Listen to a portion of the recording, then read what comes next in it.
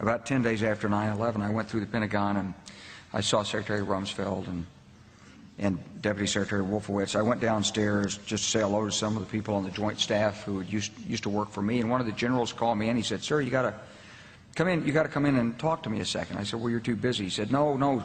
He says, "We've made the decision. We're going to war with Iraq." This was on or about the 20th of September. I said, "We're going to war with Iraq. Why?" He said, "I don't know." He said, "I guess they don't know what else to do." So I said, "Well, did they find some information connecting Saddam to Al-Qaeda?" He said, No. He says, "There's nothing new that way. They've just made the decision to go to war with Iraq." He said, "I guess it's like we don't know what to do about terrorists, but we've got a good military and we can take down governments." And he said, "I guess if the only tool you have is a hammer, every problem has to look like a nail."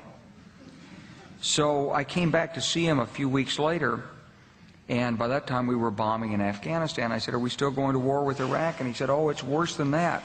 He said, he reached over on his desk, he picked up a piece of paper, and he said, I just got this down from upstairs," meaning the Secretary of Defense's office today, and he said, "This is a memo that describes how we're going to take out 7 countries in 5 years, starting with Iraq and then Syria, Lebanon, Libya, Somalia, Sudan, and finishing off Iran."